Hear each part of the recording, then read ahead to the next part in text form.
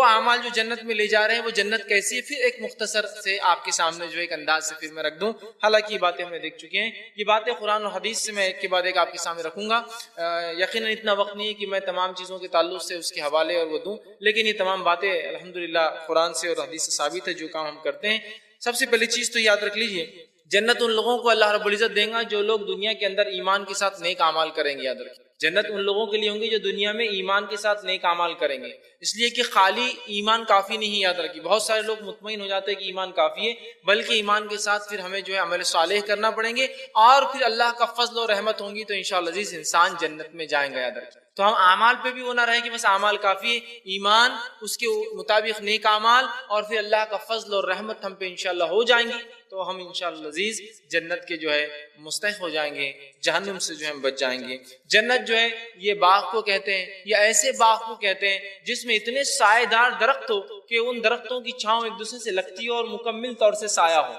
ایسے باغات کو عربی میں جنت کہا جاتا ہے. اور یہ باغات ان لوگوں کے لیے جو ایمان کے مطابق نیک اعمال کرے اور ساتھ میں پھر ان کا رب ان پر فضل کرے اور رحم کرے. اور اللہ کے فضل و رحم کے لیے انسان کو نیک اعمال کرنا ضروری ہے، تبھی اللہ رب العزت ایسے انسان پر اپنا فضل کرتا ہے، کرم کرتا ہے، رحم کرتا ہے. اور اللہ رب العزت کے لیے ایک چھوٹا سا عمل بھی کبھی کبھار ہمارے مغفرت کے لیے بہانہ بن جاتا ہے. لہٰذا ہر نیکی کو ہم کرنے کی جو ہے کوشش. اور انسان جو کچھ دنیا میں کرتا ہے، یاد رکھیے، بندہ مومن جو کچھ دنیا میں کرتا ہے وہ سب کا سب اسی وجہ سے کرتا ہے کہ جو ہے آخرت میں اللہ رب العزت اس کا مجھے بدلہ دے اور مجھے جنت عطا کرے. اب آئیے اس جنت کے تعلق سے کچھ باتیں آپ کے سامنے پھر مختصر سے انداز میں دہراتا ہوں. حالانکہ جنت کی نعمتوں کا بیان ایک تفصیلی میرا بیان ہو چکا ہے، لیکن پھر بھی ایک مختصر ہم دیکھیں گے آج جنت کی نعمتیں کیا ہے. ان میں انشاءاللہ عزیز میں صرف حوالے اور آپ کے سامنے جو ہے مختصر جو ہے ایک صرف اس کا جس کو ہم کہیں مفہوم یا کیا کہنا چاہ رہی وہ آیت حدیث رکھنے کی جو ہے کوشش کروں گا. سب سے پہلی چیز سورہ جو ہے رات سورہ نمبر 13 اس کی آیت نمبر 23 اور 24 میں اللہ فرماتا ہے اور کہتا ہے کہ ابدی جنتوں میں جنتی لوگ خود بھی داخل ہوں گے اور ان کے جو ہے آبا و اجداد بھی، رشتہ دار بھی ان کے ساتھ وہاں رہیں گے. ان کی بیویاں اور اولادیں بھی جو ہے جو نیک ہوں گی وہ بھی اگر جنت میں جائیں گی تو ان کے ساتھ رہیں گی. اور جو ہے جنت کے ہر دروازے پر فرشتے اہل جنت کو سلام کریں گے اور سلامتی کی دعا کے ساتھ جو ہے ان کا استقبال کریں گے اور وہ جنت میں جو ہے داخل ہوں گے. اسی طرح سورہ ہجر سورہ نمبر 15 آیت نمبر 48 میں اللہ نے فرمایا اہل جنت کو جنت کی جو ہے میں کسی قسم کی تھکان محسوس نہ ہوں گی اور اس میں سے وہ کبھی نکالے بھی نہیں جائیں گے. اسی طرح سورہ آل عمران سورہ نمبر 3 آیت نمبر 133 میں اللہ نے فرمایا کہا جنت کی چوڑائی زمین اور آسمان کی وسعت کے برابر ہے. اسی طرح سورہ جو ہے رات سورہ نمبر 13 آیت نمبر 35 میں اللہ نے کہا جنت کے پھل جو ہے بیش بہار ہے اور وہ دائمی ہوں گے، کبھی ختم نہ ہوں گے اور ہمیشہ جو ہے وہ ملیں گے. اسی طرح سورہ طٰہٰ سورہ نمبر 20 آیت نمبر 118 میں اللہ نے فرمایا کہا جنت میں بھوک اور پیاس انسان کو نہیں لگیں گی، حالانکہ وہ کھائیں گے اور پیئیں گے لیکن انہیں بھوک اور پیاس لگیں گی نہیں. یاد رکھیے، تو وہاں اللہ نے یہ فرمایا. اسی طرح سورہ کہف سورہ نمبر 18 آیت نمبر 31 میں اللہ نے فرمایا کہا اہل جنت سونے کے کنگن اور سبز ریشم کے لباس پہنیں گے اور تکیے اور مسندوں پر جو مزین تخت ہوں گے اس پر جو تختوں پر جو ہے ٹیک لگا کر جو ہے بیٹھیں گے. اہل جنت جو ہے عقل پر اثر نہ کرنے والی، مطلب عقل نہ مارنے والی شراب جو ہے سفید رنگ کی شراب جو ہے اس کا لذت جو ہے اس کا جو ہے فائدہ اٹھائیں گے. اسی طرح جو ہے سورہ طور سورہ نمبر جو ہے 52 اور اس کی آیت نمبر 22 سے لے کر 24 میں اللہ نے فرمایا کہا ہم انہیں ہر طرح کی جو ہے لذیذ پھل اور من پسند گوشت دیتے چلے جائیں گے. وہ ایک دوسرے سے جام شراب کو جو ہے چھینا چھینی کریں گے، ایسی شراب جس کے پینے سے نہ تو بےہودگی ہوگی نہ کوئی گناہ جو ہے سرزد ہوگا، اور جو ہے ان کے تعلق سے جو ہے اور خوبصورت جو ہے مسندوں پر وہ جو ہے بیٹھیں گے. اسی طرح جنتیوں کے تعلق سے سورہ سجدہ سورہ نمبر 32 آیت میں 17 میں اللہ نے فرمایا کہا اہل جنت کی آنکھوں کی ٹھنڈک پہنچانے کے لیے جو ہے جو مخفی نعمتیں تیار کی گئی ہے ان کا علم جو ہے کسی نفس کو نہیں ہے، مطلب وہ ایسی نعمتیں ہیں جو اللہ نے چھپا رکھی ہے. اسی طرح اللہ رب العزت جو ہے اپنی کتاب میں فرماتا ہے سورہ مریم سورہ نمبر 19 آیت نمبر 72 کے اندر اور جنتیوں کے لیے جنت میں صبح اور شام رزق تیار کیا جائے گا، مطلب رزق ہمیشہ ہوگا، اس کی فراوانی ہوگی، وہ اس سے فائدہ اٹھائیں گے. اسی طرح سورہ غاشیہ سورہ نمبر 88 آیت نمبر 13 اور 13 سے 16 میں اللہ نے فرمایا کہا جنت میں جو بلند اور بالا تخت ہوں گے جہاں جو ہے پینے کی مشروبات ہوں گے اور جو ہے وہ جنتی لوگ وہاں بیٹھ کر جو انہیں پئیں گے. اسی طرح جنت کی نعمتیں بہرحال لا تعداد جو ہے قرآن نے بیان کی، اور حدیث کے اندر بھی کچھ باتیں جو آتی ہیں وہ یہ کہ جنت کے 8 دروازے ہیں اور مختلف دروازوں سے مختلف اعمال کرنے والے لوگ جو ہے داخل ہوں گے، جیسا باب الصلاح ہے، باب الجہاد ہے، باب الصدقہ ہے، باب الریان ہے، اس سے لوگ داخل ہوں گے۔ اسی طرح مسلم کی روایت میں آپ صلی اللہ علیہ وسلم نے فرمایا کہا جنت کے ہر دروازے کی چوڑائی جو ہے وہ 1200 سے 1300 میل ہے۔ میں نے اس کی تفصیلات بہرحال اس میں رکھی تھی کہ جو ہے مکہ شہر سے بصرہ یا مکہ شہر سے ہجر نامی ایک مقام جو ہے جو بحرین میں، وہاں تک جو ہے جنت کی جو ہے یہ جو ہے چوڑائی ہے۔ تو بہرحال ہم جو ہے جنت کی جو ہے نعمتوں کے تعلق سے احادیث کے اندر جو نبی اکرم صلی اللہ علیہ وسلم نے باتیں بتائی بہرحال وہ دیکھ رہے تھے۔ اسی طرح جو ہے جامع ترمذی کی روایت ہے، آپ صلی اللہ علیہ وسلم فرمایا جنت میں جو ہے جنت کے 100 درجے ہیں اور ہر درجے کے درمیان جو ہے 100 سال کی جو ہے مسافت ہوں گی۔ اسی طرح جو ہے جنت کے محل، بخاری کی روایت میں جنت کے محلات کا آپ نے تذکرہ کیا، کس طرح کی اینٹ ہوں گی، کس طرح کے گارے ہوں گے، کس طرح کی جو ہے اس کی گھاس ہوں گی، یہ تمام تر تفصیلات اور بہت ساری باتیں بہرحال الحمدللہ ہم نے جنت کے تعلق سے دیکھی تھی۔ اور ایسی ایسی نعمتیں جنت کی، ایسی عیش ہے یا ایسی نعمتیں جن کے بارے میں نہ کسی جو ہے کان نے کبھی سنا، نہ کسی آنکھ نے کبھی دیکھا، اور کسی ذہن میں ان نعمتوں کا کبھی تصور بھی گزر نہیں سکتا یاد رکھیے۔ بس جنت ایسی ہے، میں سمجھتا ہوں اتنا کافی ہمارے لیے سمجھنے کے لیے۔ اب وہ اعمال جن کے کرنے سے یہ ابدی مطلب ہمیشہ ہمیشگی کی جو جنت ملنے والی ہے وہ کیا اعمال ہے جن کو اگر ہم اپنی زندگی میں لا لیں اور ان کے مطابق اپنی زندگی گزارنے کی کوشش کریں تو انشاءاللہ عزیز اس کے بدلے میں اللہ رب العزت ہم کو ہمیشہ ہمیشگی کی جو ہے جنت عطا فرمائیں گا۔ میں ان چند اعمال کو آج آپ کے سامنے جو ہے رکھنے کی کوشش کروں گا۔ نبی اکرم صلی اللہ علیہ وسلم حدیث فرمایا، جامع ترمذی کی روایت ہے، اور آپ صلی اللہ علیہ وسلم نے فرمایا اور کہا جنت میں لے جانے والے اعمال کے تعلق جو پہلا عمل ہے وہ یہ ہے کہ اللہ تعالیٰ کا ڈر اور اچھے اخلاق یہ وجہ بنے گی جنت میں جانے کی۔ اللہ تعالیٰ کا ڈر، تقوی اور حسن الخلق، اچھے اخلاق، یہ دو بڑی اہم وجہ جنت میں جانے کے لیے۔ اور جامع ترمذی کی روایت میں نبی اکرم صلی اللہ علیہ وسلم فرماتے، ابو ہریرہ رضی اللہ عنہ حدیث کے راوی وہ کہتے ہیں کہ نبی اکرم صلی اللہ علیہ وسلم سے سوال ہوا کہ ایسا کوئی عمل ہمیں بتائیے جو لوگوں کے، یا وہ عمل ہمیں بتائیے جو لوگوں کے جنت میں جانے کی سب سے زیادہ وجہ بننے والا، مطلب ایسا کوئی عمل جس کے کرنے سے لوگ سب سے زیادہ جنت میں جائیں گے وہ کیا ہے؟ تو نبی اکرم صلی اللہ علیہ وسلم فرمایا اور کہا اللہ کا ڈر اور اچھے اخلاق۔ مطلب جنت میں جانے کے لیے جو سب سے زیادہ جو عمل وجہ بننے والا ہے وہ دو اعمال ہے، پہلا اللہ کا ڈر، اللہ کا تقوی، اور دوسرا اچھے اخلاق۔ اچھے اخلاق کا بہرحال کیا معاملہ ہے میں سمجھتا ہوں ہم سب جانتے ہیں اس کی اہمیت کیا ہے، لیکن برے اخلاق کتنے عام ہیں میں سمجھتا ہوں یہ بھی بتانے کی ضرورت نہیں ہے کہ آج ہمارے اپنے برے اخلاق سے ہم خود پریشان ہیں۔ بد اخلاقیاں چاہے وہ ذاتی طور پر ہو، ایک سماجی طور پر ہو، آج خود ہم اپنے ذاتی اور سماجی بد اخلاقیوں سے جو ہے ایٹیکیٹس اور مینر جس کو بولتے ہیں مورلز ہم کھو چکے ہیں، اور یہ جنت میں جانے کی ایک بڑی اہم وجہ ہے۔ آپ صلی اللہ علیہ وسلم سے پوچھا گیا کہ آپ جو بتائیے ایسا کیا ہے جو سب سے زیادہ لوگ جس عمل کی وجہ سے جنت میں جائیں گے؟ آپ فرماتے ہیں سب سے زیادہ جس عمل کی وجہ سے لوگ جنت میں جائیں گے وہ اللہ کا ڈر اور اچھے اخلاق ہے۔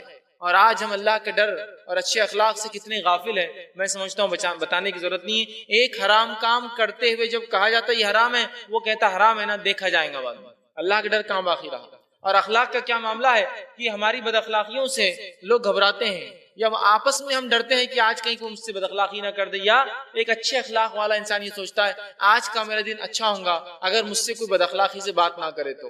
بہرحال جنت میں جانے کی سب سے زیادہ جو وجہ بننے والے عمل ہے اس میں سے جو عمل ہے وہ یاد رکھیے اللہ کا ڈر اور اچھے اخلاق ہے۔ ہم کوشش کریں اچھے اخلاق کا دامن ہم ایسا تھام لیں، اچھے اخلاق کو اپنے نفس میں ایسے ڈال لیں، اس لیے کہ ہم اس نبی کی امتی ہے جس نبی کے تعلق سے اللہ رب العزت نے سورہ قلم میں گواہی دی فَإِنَّكَ لَعَلَىٰ خُلُقٍ عَظِيمٍ، اے نبی ہم نے آپ کو اخلاق کی سب سے بلند مرتبے پر فائز کیا، تو لہٰذا اپنے اخلاق کو سدھاریں۔ اسی طرح جنت میں جانے کے لیے جو عمل وجہ بنے گا اس میں سے ایک عمل یہ ہے خلوص دل سے کلمہ شہادت پڑھنا، اللہ کے تعلق سے گواہی دینا۔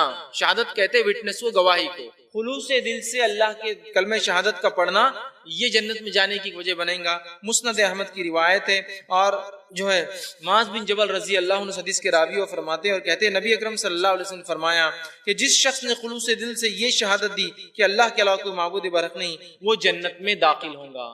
جس شخص نے خلوص دل سے یہ گواہی دی کہ اللہ کے سوا کوئی معبود برحق نہیں، اللہ کے سوا کوئی عبادت کے لائق نہیں ہے، اللہ کے سوا کوئی بندگی اور جھکنے کے لائق نہیں ہے، تو وہ شخص جو ہے جنت میں جائیں گا۔ تو ہم کوشش کریں ہم کلمہ شہادت پڑھیں، اور صرف یہ گواہی زبانی نہیں ہوں گی، یہ گواہی عملی ہوں گی کہ ہمارے زندگی میں ہم کبھی اللہ کے ساتھ شرک نہ کریں، کبھی اللہ کے ساتھ شرک نہ کریں۔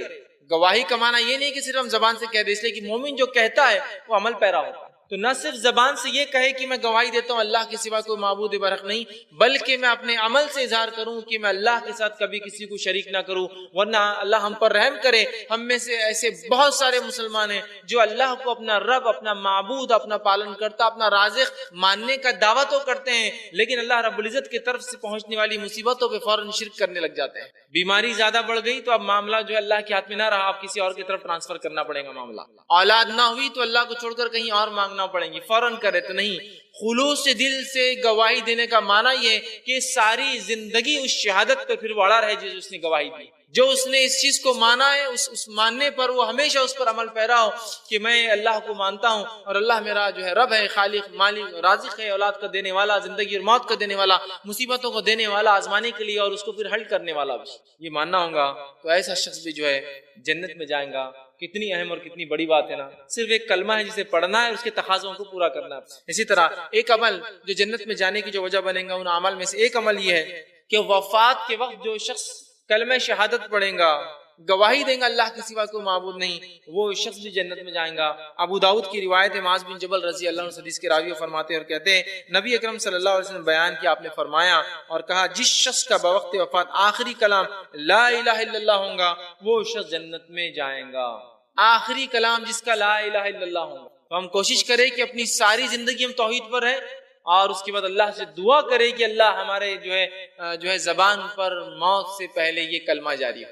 دونوں ہی باتیں، ایک تو پوری زندگی اس کلمے پر ہو اور دوسرا پھر اللہ سے دعا بھی ہو اللہ کی ہم جب ہم ختم ہو اس دنیا سے جائے تو ہم جو اس چیز کی گواہی دے۔ یہ بڑی اہم بات ہے، کلمہ شہادت کی یاد رکھیے، بہت بہت بہت بڑی اہمیت ہے۔ وہ صرف اس کلمے کی نہیں بلکہ اس کلمے کے تقاضے پورے کرنے والے کے لیے معاملہ ہے۔ اور ظاہر سی بات ہے آخر وقت میں وہی اللہ کی جو ہے گواہی دیں گا، وہی لا الہ الا اللہ کہیں گا، ظاہر سی اس کی زندگی ساری لا الہ الا اللہ پر گزری ہو، یاد رکھیں۔ اسی طرح وہ جو اعمال جنت میں جانے کی وجہ بنیں گے، اس میں سے ایک عمل یہ ہے کہ اپنے مال کی حفاظت میں قتل ہونے والا آدمی جو ہے وہ بھی جو جنت میں داخل ہو۔ اپنی ظاہر سی بات ہے، مال جب بھی بات آ رہی ہے تو حلال مالی ہوتا ہے، اس سے صدقات کی بات ہو رہی، زکوٰۃ کی بات ہو رہی، اللہ کے راہ میں خرچ کی بات ہو رہی، دینے کی بات ہو رہی ہے تو حلال مالی ہوتا ہے یہاں مراد۔ تو یہاں آپ فرماتے ہیں اپنے مال کی حفاظت میں مرنے والا انسان وہ بھی جو جنت میں جائیں گا۔ سنن نسائی کی روایت ہے، آپ صلی اللہ علیہ وسلم فرمایا، عبداللہ بن عمرو بن عاص رضی اللہ عنہ اس کے راوی وہ کہتے ہیں کہ رسول اکرم صلی اللہ علیہ وسلم فرمایا جو شخص اپنے مال کی حفاظت اور دفاع کرتے ہوئے ناحق قتل کر دیا گیا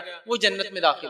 مطلب اپنے مال کی وہ دفاع کر رہا ہے، لوگ اس سے چھیننا چاہتے، اس سے لوٹنا چاہتے، اس سے غبن کرنا چاہتے، اس سے ہڑپنا چاہتے، اور وہ اس کا دفاع کرتا ہے، اس کے لیے لڑتا ہے، اور اس میں اگر وہ قتل کر دیا جاتا ہے ناحق، جبکہ اس کا کوئی ارادہ کسی کو قتل کرنے کا نہیں، وہ مار دیا جا رہا ہے اس میں، تو ظاہر سی بات ہے ایسا شخص بھی جنت میں جائیں گا جو اپنے مال کی حفاظت یا اس کے دفاع میں جو ہے شہید کر دیا جائے۔ اسی طرح جو ہے یتیم کی کفالت، وہ اعمال جو جنت میں لے جائیں گے، اس میں سے ایک عمل یہ ہے یتیم کی کفالت کرنے والا۔ صحیح بخاری کی روایت ہے، آپ صلی اللہ علیہ وسلم فرما کہا، سہل بن سعد رضی اللہ عنہ حدیث کے راوی فرماتے اور کہتے ہیں آپ صلی اللہ علیہ وسلم فرمائے یتیم کی جو کفالت کرے گا، یتیم پر خرچ کرے گا، اس کے لیے سفارش کرے گا، اس کی مدد کرے گا، یاد رکھیے بہت سی بار یتیم مالدار بھی ہوتا ہے تو اس کو آپ کے پیسے کی ضرورت نہیں ہے، آپ کی سفارش کی، آپ کی محبت کی، آپ کی الفت کی، آپ کے جو ہے اس کے ساتھ جود اور جو ہے اس کے ساتھ ایک اچھا معاملے کی ضرورت ہے، تو آپ نے فرمایا جو یتیم کی کفالت کریں، اس پہ خرچ کریں گا، اس کے لیے انتظام کریں گا، اس سے اچھا سلوک کریں گا، تو آپ نے فرمایا وہ میرے ساتھ جنت میں ایسا ہوں گا، اور آپ نے اپنی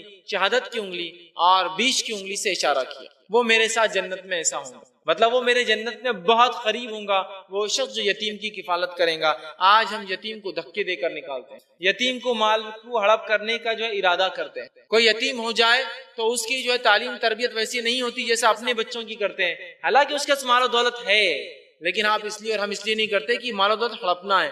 یتیم کو یاد رکھیے جو تکلیف دیں گا اللہ رب العزت دنیا میں ہی اس سے ایسا سخت بدلہ لیتا ہے، یاد رکھیے۔ میں نے اپنی زندگی میں کچھ لوگوں کو دیکھا کہ جن لوگوں نے یتیم کے ساتھ برا سلوک کیا، اللہ رب العزت نے یہیں رہتی دنیا میں بتا دیا یتیم کے ساتھ برا سلوک کرنے کا نتیجہ اور انجام کیا ہوتا ہے۔ اس کا حق مارنا کتنی خطرناک چیز کہ اگر ایک بھائی میرا اگر انتقال کر جاتا ہے تو دوسرے بھائی پورے مل کر پلان کرتے ہیں کیسا یتیم سے پورا معاملہ چھین لیا جائے، کیسا اس کی بیوہ کو رفع دفع کیا جائے، نکال دیا جائے، اور کیسا اس کی بچیوں کو جو ہے کچھ نہ کچھ کر دیا جائے، اور کیسا ان بچوں کو یا تو نوکر بنا کے زندگی میں رکھا جائے، ان کی شادی نہ کی جائے، ان کو بالغ ہونے کے بعد بھی ان کا مال نہ دیا جائے، ان کا جائز حق بھی نہیں نہ پہنچایا۔ اور یتیم کے تعلق سے قرآن نے بار بار اس لیے کہا، اس بات کو ہم غور کریں اور سمجھ لیں، اس لیے کہ یتیم سماج کا سب سے کمزور فرد ہوتا ہے، وہ ویکسٹ سیکشن ہے سوسائٹی کا، سب سے کمزور انسان ہوتا ہے۔ اور یتیم کی یتیمی کیا ہوتی ہے وہ یاد رکھیے، یتیم ہی جانتا ہے، میرے لیے بتانا ممکن نہیں یتیم کی یتیمی کیا ہوتی ہے۔ جو یتیم نہیں ہو وہ نہیں بتا سکتا یتیم کیا ہے۔ یتیمی ایک ایسی مجبوری ہے جس کا ہم اندازہ نہیں لگا سکتے۔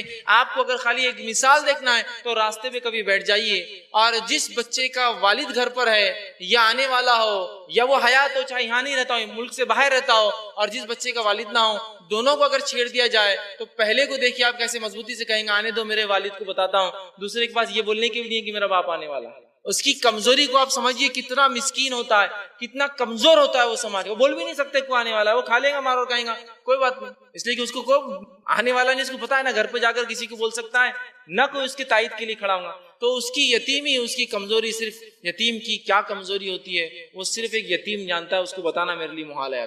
اس لیے یتیم کو ہاں مالدار ہو سکتا ہے تو یہ مت سمجھیے اور اتنا مالدار یتیم ہے، یتیم کو جو آپ کی سپورٹ کی، یہ سپورٹ کی مال کے اعتبار سے بھی ہو سکتا ہے، مالدار یتیم ہے تو آپ کی وسیلوں کے اعتبار سے ہو سکتا ہے، جان پہچان سے اس کی والد کی جائیداد اس تک لوٹانا، اس کی تجارت کو باقی رکھنا تاکہ وہ بڑا ہو تو پھر اس کو دی جائے، یہ کام چچا کر سکتا ہے، ماموں کر سکتا ہے، دادا کر سکتا ہے، نانا کر سکتا ہے، پڑوسی کر سکتا ہے، دیگر رشتہ دار کر سکتے ہیں نا۔ تو ہم یتیم کی کفالت کریں اور یتیم کے مال کے قریب بھی نہ جائے، اس لیے کہ یتیم کے مال کے قریب جانا بہت سنگین جرم ہے، بدنیتی سے، برے ارادے سے۔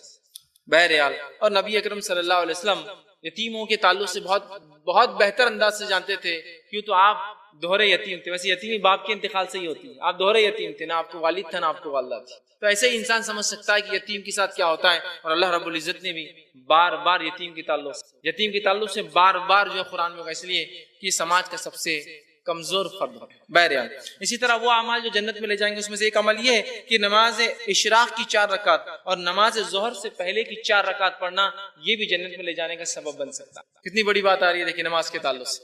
اور نبی اکرم صلی اللہ علیہ وسلم فرماتے ہیں، سلسلۃ الاحادیث الصحیحہ کی یہ روایت ہے، ابو موسیٰ اشعری رضی اللہ عنہ حدیث کے راوی وہ فرماتے ہیں اور کہتے ہیں کہ نبی اکرم صلی اللہ علیہ وسلم فرمایا، جس شخص نے نماز اشراق کی 4 رکعتیں اور پہلی نماز مطلب ظہر کی نماز کی جو ہے 4 رکعتیں پابندی سے پڑھی، اس کے لیے جنت میں ایک گھر بنا دیا جاتا ہے۔ جنت میں گھر مطلب وہ جنت جانے والا۔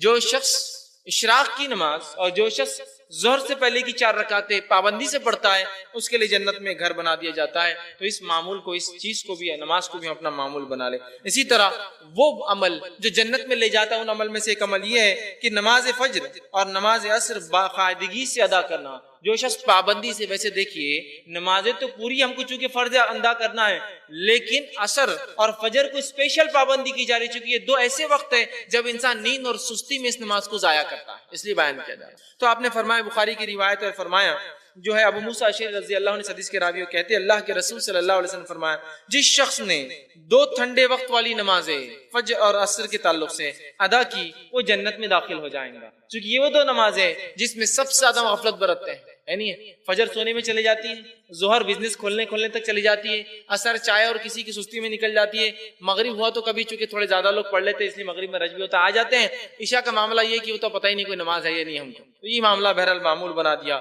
دیکھیے 2 نمازیں فجر جو عصر حالانکہ فرض ہے لیکن پھر بھی اجر دے رہی ہے۔ فرض تو وہ چیزیں جو کرنا ہی ہے لیکن اللہ نے بہت اجر رکھا، یاد رکھیے فرائض پہ یاد رکھیے۔ اسی طرح جو ہے وہ عمل جو جنت میں لے جانے کی وجہ بنے گا اس میں سے ایک عمل ہے کثرت سے نفلی روزے رکھنا۔ نفلی روزے کثرت سے رکھنا، یہ مستدرک حاکم کی روایت ہے، نبی اکرم صلی اللہ علیہ وسلم فرمایا، ابو امامہ رضی اللہ عنہ حدیث کے راوی کہتے ہیں کہ جو ہے وہ فرماتے ہیں کہ اللہ کے رسول صلی اللہ علیہ وسلم سے سوال کیا گیا، مجھے کوئی ایسا عمل کا حکم دیں کہ جس کے ذریعے میں جنت میں داخل ہو جاؤں۔ آپ نے فرمایا، کثرت سے روزے رکھا کر، بلا شبہ اس کی مثل کوئی اور عمل نہیں ہے۔ انہوں نے سوال کیا، اللہ کے رسول کیا کروں جس کی وجہ سے میں جنت میں جاؤں گا؟ تو کہا کثرت سے نفلی روزے رکھ، اس لیے کہ اس کی مثال اور کوئی عبادت نہیں ہے۔ مطلب کثرت سے نفلی روزے رکھنا جنت میں جانے کی وجہ بنے گا، اور یہ ایک بڑی اہم عبادت ہے، یاد رکھیں۔ ہمارا معاملہ نماز کے حد تک تو نفلی نمازیں ہم پڑھ لیتے ہیں لیکن نفلی روزوں میں بڑے کمزور ہم نظر آتے ہیں۔ ایک سماج کے طور پہ تو بڑے کمزوری، فرد کے طور پہ ہو سکتا کچھ لوگ رکھتے ہو، ایک سماج کے طور پر، مثال کے طور پر اگر آپ کو ایسے سوسائٹی میں جائے، ایسا مثال کے طور پر آپ مدینہ یا مکہ میں جائے کبھی، تو وہاں پیر اور جمعرات کا ایسا معمول ہوتا ہے، اکثر لوگ روزہ رکھتے ہیں، ایک سماجی اعتبار سے، سماج سوسائٹی کے اعتبار سے عام ہے بالکل، اس لیے کہ نبی اکرم صلی اللہ علیہ وسلم پیر اور جمعرات کا روزہ رکھتے تھے، یہ سنت تو ایک معمول ہے۔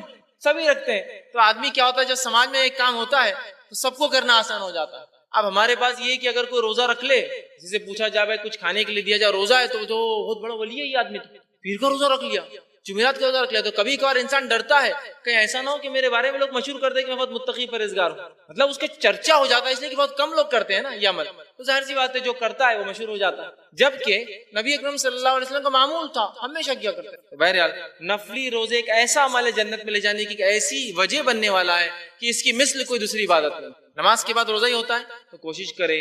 نفلی روزوں کا ایک معمول جمعرات ہے, اسی طرح جو ہے پیر ہے, ٹھیک ہے, اسی طرح ایام 20 کے روزے ہیں, جو اسی طرح جو ہے محرم کا روزہ ہے جو ہے 9 اور 10 کا, اسی طرح جو ہے 9 ذی الحجہ کا جو ہے عرفہ کا جو ہے روزہ ہے وہ روزہ ہم رکھ سکتے ہیں, چونکہ یہ بھی سنت ہے. اور جو ہے اور بھی جو ہے آپ صلی اللہ علیہ وسلم سے روزے ملتے ہیں کہ آپ جو ہے ذی الحجہ کے اندر جو ہے پہلے 9 دن جو ہے روزہ رکھا کرتے تھے, عید تک, عید سے پہلے تک 9 دن رکھتے تھے. اس تعلق سے بھی صحیح روایتیں ملتی ہے. تو ہمیں کوشش کرنا چاہیے ہم روزے کثرت سے رکھیں, نفل روزوں کا ہم اہتمام کریں. اسی طرح وہ اعمال جو جنت میں جائیں گے اس میں سے ایک عمل یہ ہے کہ لوگوں سے اچھی گفتگو کرنا اور کھانا کھلانا جنت میں جانے کے لیے وجہ بننے والا ہے. مستدرک حاکم کی روایت ہے, جو ہے اس کے جو ہے راوی کہتے ہیں کہ نبی اکرم صلی اللہ علیہ وسلم نے فرمایا اور کہا کہ ان کے پاس ایک شخص حاضر اور پوچھا کہ وہ, اور کہا کہ اللہ کے رسول صلی اللہ علیہ وسلم کون سی چیز جو ہے جنت کو واجب کر دیتی ہے, میں کیا کروں تو جنت مجھ پہ واجب ہو جائے. تو نبی اکرم صلی اللہ علیہ وسلم نے فرمایا اور کہا کہ اچھی گفتگو کیا کر اور جو ہے کھانا کھلایا کر. اچھی گفتگو کرنا اور کھانا کھلانا یہ جنت میں جانے کی وجہ بننے والا ہے. اچھی گفتگو جس کی بڑی کمی نظر آتی ہے, اور کھانا کھلانا جس کی ضرورت ہی محسوس نہیں ہوتی. دونوں باتیں ہمارے پاس ایسی ہیں. کھانا کھلانا اور اچھی گفتگو یہ ایسی چیزیں ہیں جو نظر نہیں آتی ایک امت کے لحاظ سے. کوئی فقیر آ جائے جس کے پاس ویسے ہی جھولی بھر کے کھانا ہے, جھولی بھر کے وہ جا کے پتہ نہیں کھانا سپلائی کر رہا, لوگوں کو بانٹ دے رہا, وہ حال ہے. لیکن جو مسکین ہے, جو محتاج ہے, مسافر ہے, تنگ دست ہے, ان کے لیے کوئی انتظام نہیں ہے بس. مسافر کا دیکھیے اب ایسا حال ہوتا ہے پیسہ جیب میں لیکن کھانا نہیں ملتا ہے, سمجھا. تو ان کے لیے کوئی نظم ہمارے پاس ایک سماج کے طور پر نظر نہیں آتا. اور اچھی گفتگو کا کیا معاملہ ہو, بہرحال میں کیا بتاؤں, گفتگو میں اتنا گھٹیا انداز ہم اختیار کر چکے ہیں, بات چیت میں اتنا گھٹیا انداز اختیار کر چکے ہیں کہ بہت مشکل والا معاملہ ہے. اور اگر تھوڑی بہت جو ظاہری طور سے کر رہے ہیں وہ بھی ایک لمیٹڈ معاملہ رہتا ہے, لمیٹڈ ایڈیشنز ہوتے ہوں گے کہ بھائی کسی سے بحث ہوگی تو تھوڑی دیر بحث چالو, اس کے بعد ٹوپی اتاروں کیا, مطلب اب تک عزت سے بات کر رہا ہوں, ابھی اتار کے بات بھی کر سکتا ہوں. تو یہ تو حال ہے, مطلب اگر تھوڑی بہت اچھی بات ہو رہی ہے تو وہ بھی لمیٹڈ ایڈیشن ہوتا ہے صرف کہ بھائی اس کی بس اتنی حد ہے, اس کے بعد ہی آؤٹ آف کنٹرول جانے والا. تو گفتگو کو ایسا معاملہ کر لے کہ بس بہترین گفتگو, اس لیے کہ زبان ایک ایسی ہلاک کرنے والی چیز ہے, یاد رکھیے. یہ نعمت تو ہے اپنی جگہ, لیکن جتنی بڑی نعمت اتنی بڑی ہلاکت. ایسی ہلاک کرنے والی چیز ہے کہ جامع ترمذی کی روایت ہے, ہر صبح زبان سے سارے جسم کی اعضاء گزارش کرتے ہیں, دیکھ اللہ کے معاملے میں تو ڈرتے رہنا, اگر تو بگڑ گئی تو ہم سب بگڑ جائیں گے, جہنم میں جائیں گے, اور تو سدھر رہی تو ہم بھی جو ہے جہنم کی آنکھ سے بچ جائیں. روز گزارش کر. ہے تو ایک نرم گوشت کا ٹکڑا, ہڈی بھی نہیں پائی جاتی اس کے اندر, لیکن بہت بڑی عظیم نعمت ہے, اتنی ہی بڑی ہلاکت ہے. اور سائنسی اور طبی اعتبار سے سب سے جلدی جسم کے جس اعضاء کے زخم سوکھتے ہیں وہ زبان ہے. زبان پہ کبھی اگر کسی کو زخم لگا ہو نا, ود ان آورس اچھا ہو جاتا, اللہ نے اس کو بنایا اس طرح سے. لیکن یہ بات مشاہدے سے طے ہے, ایکسپیریمنٹڈ ہے کہ اس سے دیے گئے جو نقصان اور زخم ہے یہ سب سے زیادہ ہرے رہتے ہیں. سب سے زیادہ زخم اس کے سب سے جلدی اچھے ہوتے ہیں, لیکن اس سے جو ضرب لگتی ہے نا سامنے والے کو, یہ زخم زندگی بھر ہرے رہتے ہیں. بہت احتیاط کریں. اچھی گفتگو, اچھی بات, اچھی گفتار, اچھے سے ملے, سلام کرے, خیر خواہی کا جذبہ رکھے, اچھی بات کرے. اور کبھی بھی جو ہے, اس لیے کہ مومن اینٹ کا جواب پتھر سے نہیں دیتا, کہ تو اینٹ کے جواب پتھر سے ہمیشہ برائی کے معنی میں لے آتا ہے, اس لیے میں دے رہا ہوں. ہاں اچھائی کے معنی میں ہے نا, اس نے 100 خیرات کیا, میں 1000 خیرات کروں گا, دیجیے. اینٹ کا جواب پتھر سے دیجیے, کانکریٹ سے دیجیے, اور کچھ ایسا دیجیے آپ.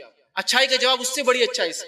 لیکن مومن دنیا کے معاملات میں گفتگو میں اینٹ کا جواب پتھر سے نہیں دیتا, کہ اس نے گالی دیں گی تو میں 2 دوں گا, اس نے ماں بولا تو میں اس کی دادی تک پہنچ جاؤں گا, اس نے 1 پیڑھی تو میں اس کی 6 پیڑھیاں گن لوں گا. اچھی گفتگو اور کھانا کھلانا. کھانا کھلانا ایک دوسری چیز ہے جو بڑا قلیل نظر آتا. ہمارے پاس ایسے نظم ہونا چاہیے, سسٹم ہونا چاہیے کہ جہاں کھانے کا نظم ہو, لوگ آتے رہیں اور کھاتے رہیں, چاہے مستحق ہو چاہے غیر مستحق. نظم بنا دیجیے, سسٹم ہے کمیونٹی کے طور پر کہ ہمارے علاقے میں ایک نظم ہے, فلاں علاقے میں یہ, فلاں علاقے میں بستی کے وہاں, اور وہاں ایک شہر میں 4 نظم ہے.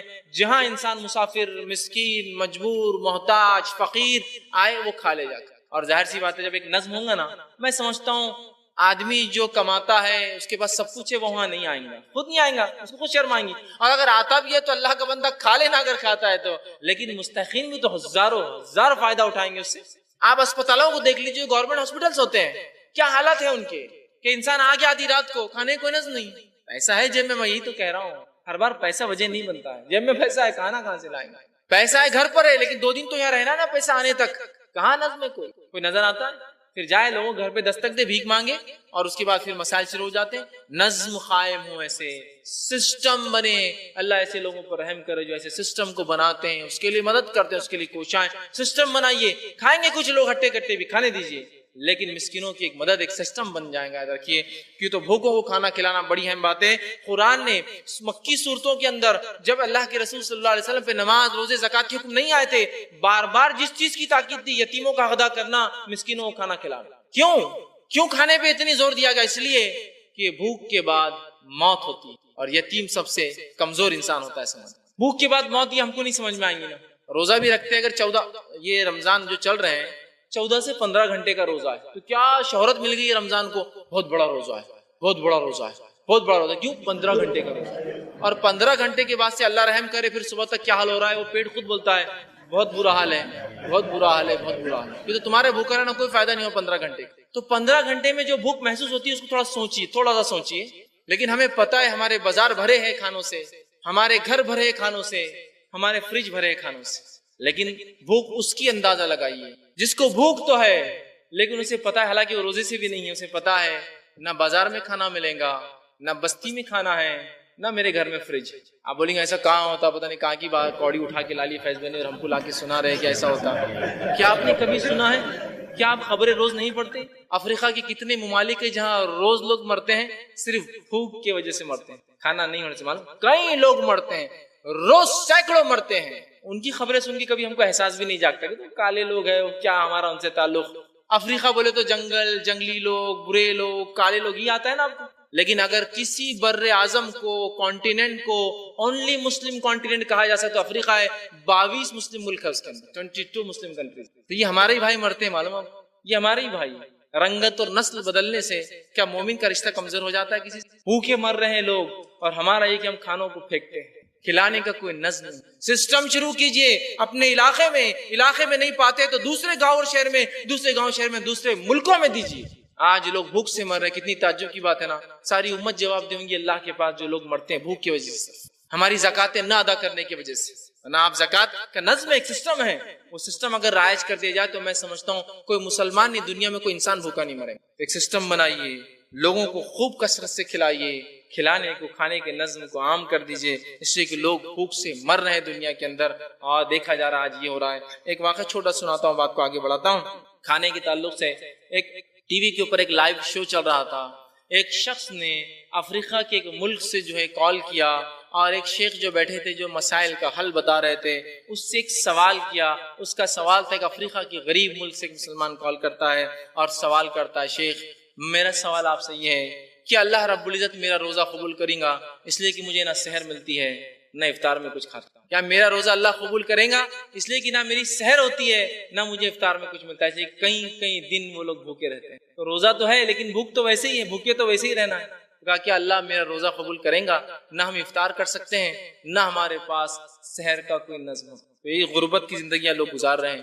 کھانے کا نظم بنائیے، جنت میں جانے کا اپنا ذریعہ بنائیے۔ اسی طرح جو ہے وہ عمل جو جنت میں لے جائیں گے، اس میں سے ایک عمل یہ ہے کہ مسلمان بھائی کی عزت کا دفاع کرنا۔ جامع ترمذی کی روایت ہے، ابو دردہ رضی اللہ عنہ حدیث کے راوی، وہ کہتے ہیں اور فرماتے ہیں، نبی اکرم صلی اللہ علیہ وسلم نے بیان کیا اور فرمایا، جس شخص نے اپنے بھائی کی غیر موجودگی میں اس کی عزت کا دفاع کیا، کوئی اس کی عزت اتار رہا تھا، اس کی غیبت کر رہا، اس کو چغلی کر رہا، اس کو جھوٹا ٹھہرا، اس سے بہتان لگا رہا، اس کو غلط بول رہا جو کہ وہ ہے نہیں، جو اس کی عزت کا دفاع کریں گا اس کی غیر موجودگی میں، اس کی عزت کا دفاع اللہ تعالیٰ قیامت کے روز کریں گا اور اس کو جہنم کی آگ اس سے دور کر دیں گے۔ اپنے مومن بھائی کی عزت کا دفاع کرنے والا شخص جہنم سے بچ جائیں گا، اللہ اس کا دفاع کریں گا اور جنت میں سے۔ اللہ جب جہنم سے دفاع کریں گا تو آدمی جنت میں جائیں گا۔ لیکن آج اپنے مومن بھائی کی عزت اتارنے کے لیے ہم جو موقع ڈھونڈ رہے ہیں نہیں، ایک مجلس میں خاتون آ گئی، ایک مجلس میں ایک مرد آ گیا اور اللہ نے اسے کچھ نعمتیں دے رکھی ہے، دوسرے کا کام تک ہے جو ہے بارک اللہ فی، اللہ برکت دے بھائی، اللہ نے اس کو عزت دی ہے، مقام دیا ہے، اولاد دی ہے، پیسہ دیا ہے، سب کچھ دیا ہے، وہ چھوڑ کر ہم کیا کرتے ہیں؟ لوگوں کے کان لگا کے سنتے کون اس کی برائی کرتا، ارے جیسی برائی، ارے ماشاءاللہ چلو ایک بات اچھی معلوم ہو گیا نا، میں تو اس کو سبھی اچھا سمجھ رہا تھا۔ تو عزت اتارنے کے لیے ہم انتظار میں ہیں، عزت اتارنے کے لیے لوگوں سے پوچھتے ہیں یہ آدمی بڑا اچھی باتیں کرتا ہے یار، کچھ تو قصے نکالو اس کی کیا کیا ہے، پھر وہ پیٹی کھولتا اپنی قصوں کی، یہ ہے ان کا ایسا تھا، انہوں نے فراڈ کیے تھے، انہوں نے دھوکہ دیے تھے، انہوں نے فلاں کیے تھے، چلو بہت اچھی بات ہے آپ نے بتائے، یہ میں رکھوں گا۔ ہماری حالت ایسی ہو گئی ہے۔ سلف کا ایک واقعہ سناتا ہوں، مطلب پچھلے لوگوں میں سے ایک واقعہ سناتا ہوں۔ ایک صالح نیک انسان تھے، ان کے پاس ایک شخص آیا، اور آج وہ مثال ہم پہ سوٹ ہوتی ہے۔ ایک انسان آیا، آ کر جو ہے ان کے گھر رہا، وہ مالدار تھے، اللہ نے خوب بکریاں دی تھی، تو کہا میری بھیڑوں بکریوں میں سے کوئی ایک بھیڑ بکری تحفہ لے جاؤ، آئے ہو تو میرے گھر۔ تو بھیڑوں کو پالنے کے لیے آپ کو اگر پتا ہوگا تو ان کو پالنے کے لیے، ان کو سنبھالنے کے لیے، جمع کرنے کے لیے کتے ہوتے ہیں، کتے ہوتے ہیں ان کو جمع کرنے کے لیے۔ جو لوگ بھیڑ پالتے ہیں ہزاروں کی تعداد میں، ان کو پتا ہے کتے ہوتے ہیں، اسپیشل گارڈ کتے ہوتے ہیں جو بھیڑیوں سے بچاتے ہیں اور بھیڑ کو جمع کرتے ہیں، کیونکہ انسان جمع نہیں کر سکتا۔ تو وہ کہنے لگا نہیں مجھے وہ کتا چاہیے۔ انہوں نے کہا میں تمہیں ایک بھیڑ دینا چاہتا ہوں، بھیڑ بچے دیں گی، اس کا بیچنا حلال، خریدنا حلال، دودھ دیں گی، اون دیں گی، نہ چاہو تو کاٹ کر کھا لو، فروخت کرو۔ نہیں کہا مجھے کتا پسند۔ ہزار بھیڑ میں سے اس کو کیا پسند آیا؟ ایک کتا۔ ویسی آج ہماری مثال ہے، ایک انسان میں ہزار اچھائی ہیں، وہ سب چھوڑ کے اس کی ایک برائی، وہ کتا پسند آتا ہوں۔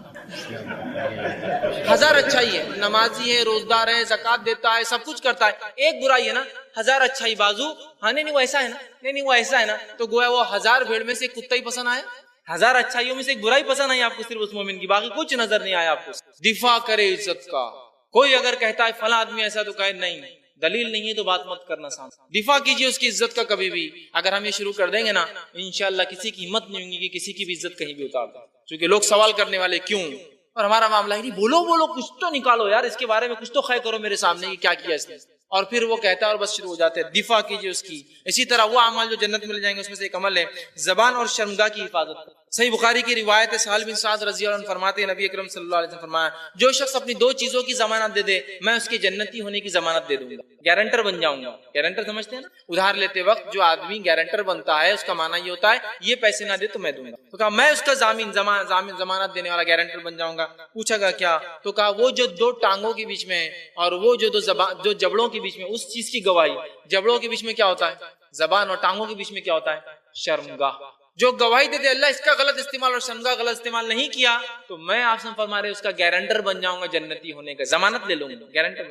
آج شرمگاہ سے ہونے والے گناہ اور زبان سے ہونے والے گناہ کتنے عام ہو چکے، زبان کے بارے میں تفصیلات رکھ چکے، شرمگاہ سے ہونے والے گناہ کتنے عام ہو چکے۔ شرمگاہ سے ہونے والے گناہ کو آج میں بڑے افسوس کے ساتھ کہہ رہا ہوں، اگر آپ کو علم نہیں ہے تو ایک الگ بات ہے، لیکن کسی چیز کا لا علمی کا معنی یہ نہیں وہ چیز ہو نہیں رہی ہے۔ شرمگاہ سے ہونے والے گناہوں کو صرف گناہ ہی نہیں سمجھا جا رہا، بلکہ ان کو فیشن کے طور پہ کیا جا رہا ہے۔ یہ گناہوں کو گناہ ہی نہیں سمجھا جا رہا، بلکہ اس گناہ کو فیشن کے طور پہ کیا جا رہا ہے۔ کیا بتاؤں میں آپ، فیشن کے طور پر، ارے تم یہ نہیں کرتے، ارے تو انجوائمنٹ ہے۔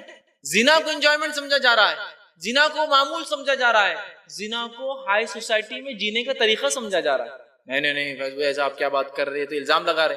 اگر کوئی چیز سامنے نہ ہو تو اس کا مطلب یہ نہیں کہ وہ ہو نہیں رہی، آج اس کو معمولی سمجھا جا رہا ہے۔ زنا اس حد تک، واقعات اس حد تک کہ بتانے کو بھی کبھی شرم آتی ہے۔ اس لیے آپ نے فرمایا تھا جو گواہی دے دے کہ اللہ اس کا غلط استعمال سوائے اس کے جائز اور حلال استعمال، بس وہ گارنٹر بن گئے اس کے اللہ کے رسول صلی اللہ علیہ وسلم کہ میں ضمانت لیتا ہوں تیری جنت۔ اسی طرح وہ عمل جو جنت میں لے جائیں گے، اس میں سے ایک عمل یہ ہے کہ اللہ کے 99 نام کو حفظ کرنا، یاد کرنا اور اس کے مطابق زندگی گزارنا۔ ورنہ یاد تو بہت سے لوگ کر لیتے ہیں کہ اتنا آسان ہے جنت حاصل کرنا، خالی نام یاد کر لو اور چلے جاؤ، نہیں، معنی سمجھیے اس کا۔ صحیح بخاری کی روایت ہے، ابو ہریرہ جو ہے رضی اللہ عنہ حدیث کے راوی فرماتے ہیں آپ صلی اللہ علیہ وسلم فرمایا جو ہے بلا شبہ اللہ تعالیٰ کے 99 نام 100 کو ایک کم جو ہے نام ہے، جس نے ان کا شمار مطلب ان کو حفظ کر لیا وہ جنت میں داخل۔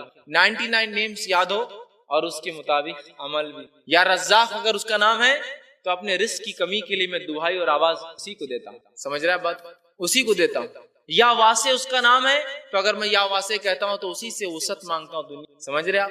اگر میں یا قوی اس کو کہتا ہوں، نام یاد کرتا ہوں، تو میں ہر چیز کے معاملے میں جب میں کمزور پڑ جاتا ہوں اسی سے میں طلب کرتا ہوں اللہ تو ہی مجھے قوت اور طاقت۔ جب مجھے توبہ اور اپنے گناہوں کو معاف کرنا ہے تو یا غفور بول کر یا غفار بول کر اسی کو میں آواز دوں، یہ سب معنی ہے اس کا۔ اگر میں اس کو الحی کہتا ہوں کہ زندگی دینے والا اور الممید کہتا ہوں موت کو دینے والا، تو میرا 100% عقیدہ ہے کہ میرا رب ہی زندگی دیتا ہے، چاہے وہ اولاد کی شکل میں ہو یا میری جان کی شکل میں ہو، اور وہی موت دیتا ہے، یہ میرا عقیدہ۔ تو پھر جو 99 نام یاد کر لے اس عقیدے کے ساتھ کہ اس پہ عمل کرتا ہو، وہ تو جنت میں جائے۔ اسی طرح وہ اعمال جو جنت میں لے جائیں گے، اس میں سے ایک عمل یہ ہے سورہ اخلاص سے محبت کرنا۔ سورہ اخلاص قل هو اللہ احد سے محبت کرنا، اس لیے کہ دیکھیں توحید ہے اس میں، شہادت جو پڑھ لے گواہی دے جنت میں جا رہا ہے، موت کے وقت شہادت دے جنت میں جا رہا ہے، سورہ اخلاص وہ کرے جنت میں۔ آپ صلی اللہ علیہ وسلم فرمایا، یہ جو ہے جامع ترمذی کی روایت ابو ہریرہ رضی اللہ عنہ سے راوی وہ کہتے ہیں کہ جو ہے نبی اکرم صلی اللہ علیہ وسلم سے بیان کیا گیا اور پوچھا گیا، ایک شخص نے بات کی اور کہا کہ جو ہمارے پاس ایک ایسا آدمی ہے جس کے پاس میں جاتا آتا ہوں اور وہ سورہ اخلاص کی تلاوت کر رہا تھا، یا اس کے پاس جاتا ہوں اور وہ سورہ اخلاص کی تلاوت کرتا ہے، اسے بڑی پسند ہے سورہ اخلاص۔ تو آپ نے ایک جگہ سے گزرے یا ان سے پوچھا گیا تو آپ نے سورہ اخلاص کی ایک شخص تلاوت کر رہا تھا یا کرتا ہے، تو آپ نے فرمایا واجب ہو گئی، واجب ہو گئی۔ تو اس کے بعد جو ہے اس راوی نے عرض کیا، اللہ کے رسول، ابو ہریرہ نے عرض کیا واجب ہو گئی اس پر؟ تو کہا اس پر جنت واجب ہو گئی سورہ اخلاص کی وجہ سے۔ سورہ اخلاص کو جو پڑھے اور اس کے مطابق اس کی زندگی ہے، قل هو اللہ احد، کہو کہ تم اللہ ایک ہے، ایکتا ہے، اس کے ساتھ کوئی نہیں، اللہ الصمد، اللہ بے نیاز ہے، اللہ نرپیکش ہے، اللہ کو کسی چیز کی ضرورت نہیں، کائنات کو اس نے بنایا لیکن اس کو غرض نہیں کسی، لم یلد ولم یولد، اس نے کسی کو پیدا نہیں کیا، اس کا کوئی بیٹا یا بیٹی نہیں ہے اور اس کے کوئی ماں باپ نہیں ہے، نہیں اس ولم یکن لہ کفوا احد، اور اس کے ایسا دوسرا کوئی نہیں ہے۔ Oneness and uniqueness of God, Allah کا ایک ہونا اور دوسرا اس جیسا نہیں ہونا، اس پر اگر اس نے سورہ اخلاص پڑھی اور اس کے مطابق زندگی تھی تو وہ شخص پھر چلا جنت۔ کتنی اہمیت ہے سورہ اخلاص کی، سمجھ لیجیے۔ اسی طرح جنت میں لے جانے والے اعمال میں ایک عمل یہ ہے کہ مسجد کی طرف جانا، مطلب نمازی ہے، مسجد کی طرف جانا۔ بخاری کی روایت ہے، ابو ہریرہ رضی اللہ عنہ حدیث کی راوی فرماتے ہیں نبی اکرم صلی اللہ علیہ وسلم نے فرمایا اور کہا، جو شخص صبح اور شام کو مسجد کی طرف گیا، اللہ تعالیٰ اس کے لیے جنت میں مہمان نوازی کا سامان ہر مرتبہ تیار کر دیتے ہیں جب بھی وہ صبح اور شام کے وقت جاتا ہے۔ مطلب ایک انسان جب مسجد کی طرف جاتا ہے تو اللہ جنت میں مہمان نوازی کا سامان ہر نماز کے وقت تیار کر دیتے ہیں۔ اب جب بھی وہ مرے گا وہ سیدھا اپنی مہمان نوازی پا لیں گے، اللہ اس کے لیے مہمان نوازی۔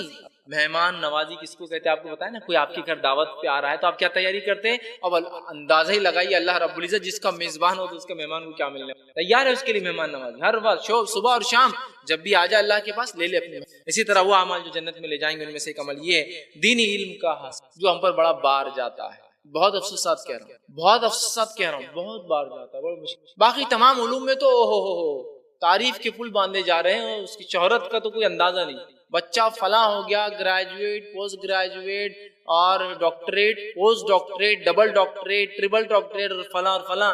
دینی علم کا معاملہ کیا ہے کہ حدیث بھی بیان کر رہا تو موضوع بیان کر، قرآن میں ہے بول کے پتہ نہیں کیا کیا حقوق بیان کر دے رہا، سمجھ رہے ہیں؟ مطلب بنیادی علم معلوم نہیں۔ ایک صاحب بولنے لگے کہ قرآن میں اللہ تعالیٰ نے کہا کہ ماموں کا حق ادا کرو اور آپ لوگ ماموں کا حق ادا نہیں کرو۔ میں تھوڑا پریشان بھی ہوگا، کافی پڑھے لکھے تھے، کیا بولوں؟ قرآن میں رشتہ داروں کا حق ہے، ماموں کا حق بول کے کہیں بھی لگ جائے، رشتہ داروں کا ہے، پھر اس میں پہلے ماں، پھر اس کے باپ، پھر بہن، پھر بھائی، پھر اس کے بعد اور اس کی بات کریں ماموں تو بہرحال اس میں لفظ تو اندازہ لگائیے۔ علم، دین علم کا حال۔ ایک صاحب ایک مرتبہ پوچھنے لگے کہ فرض نماز کو تو وضو کرنا پڑتا ہے، یہ میرے کو معلوم ہے، نفل کو وضو کرنا پڑتا ہے کیا؟ سبحان اللہ، بہت تعلیم یافتہ، معمولی نہیں، یو ایس اے سے کال، بہت تعلیم۔ مجھے یہ پتا ہے شیخ کی فرض نماز کو بولے وضو کرنا پڑتا ہے لیکن نفل کو وضو ہے کیا؟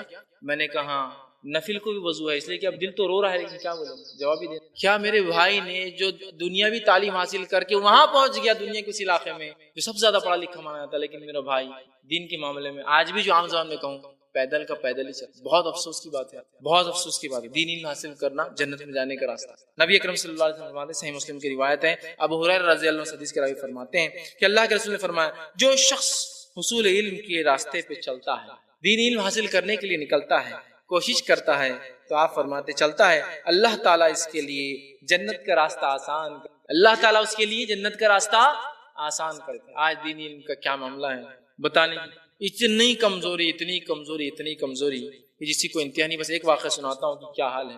ایک مرتبہ ایک صاحب سنانے لگے، میں حج کے لیے گیا ہوا اور میرے آگے دو عورتیں چل رہی تھیں، چونکہ حج میں رش بہت ہوتا ہے، اور وہ بڑی تیز تیز بات کر رہی تھی، حالانکہ طواف میں چاہیے تھا کہ دعائیں کرتی لیکن وہ باتیں کر رہی، اور جب چل رہے تھے تو وہ دو باتیں کر رہی تھی۔ انہوں نے کہا میرے کان بھی پڑ گیا، وہ سنے آ رہا اتنے زور سے کر رہی دونوں۔ ایک عورت نے دوسری سے سوال کیا جو حج کے لیے آ گئی ہے، اللہ کے گھر کا طواف کر رہی ہے، لاکھوں روپے انویسٹ ہو چکا ہے، لیکن دینی علم کا کیا حال ہے دیکھیں۔ پوچھا، پہلی والی نے دوسری سے پوچھا کہ یہ ائمہ یہ کالے ڈبے کے اندر کیا ہے، بلیک باکس کے اندر کالے ڈبے میں کیا ہے؟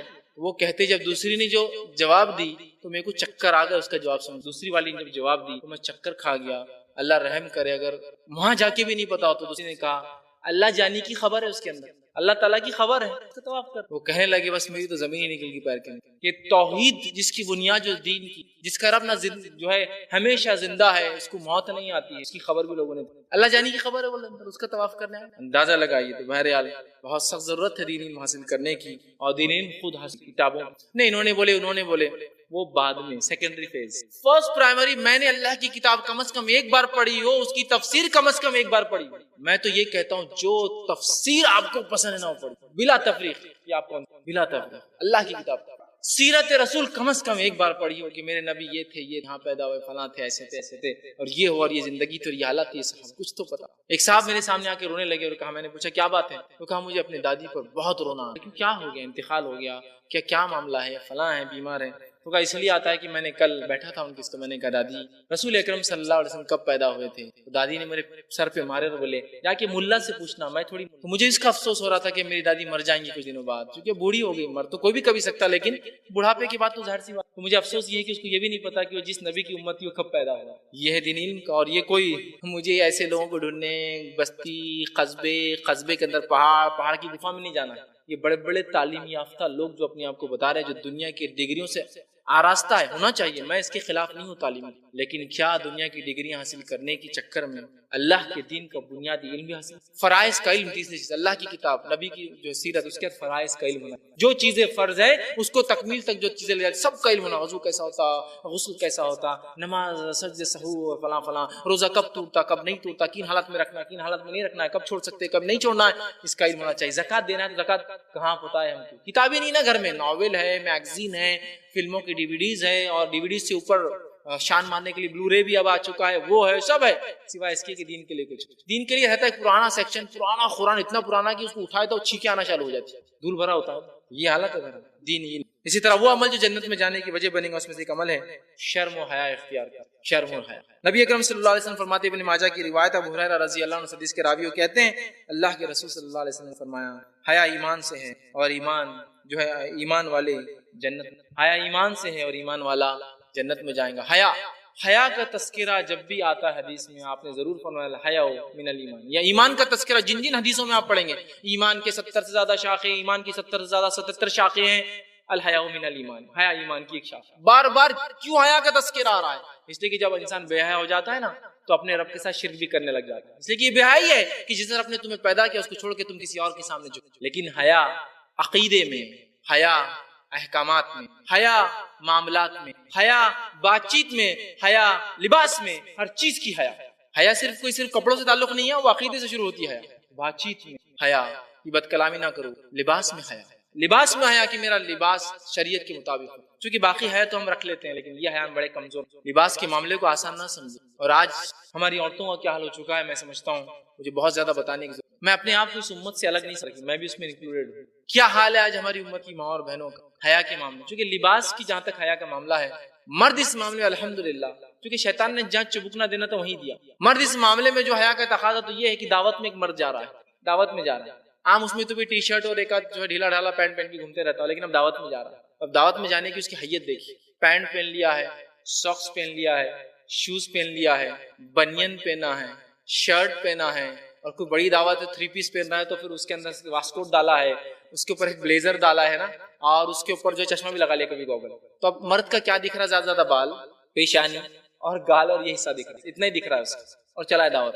اب اسی کی جو ہے گھر کی عورتیں یا اس کی بیوی دیکھیے، وہ بھی دعوت میں جا رہی ہے، جو روز فل کپڑے پہنتی ہے اب دعوت میں جا رہی ہے، اب دعوت میں جا رہی ہے تو سب سے چھوٹا ڈھونڈ کے نکالتی وہ کون سا ہوگا، جس کے آستین عام دنوں میں اتنے رہتے، کچھ خاص دعوتوں میں اتنے رہتے، بہت خاص دعوتوں میں اتنے رہتے۔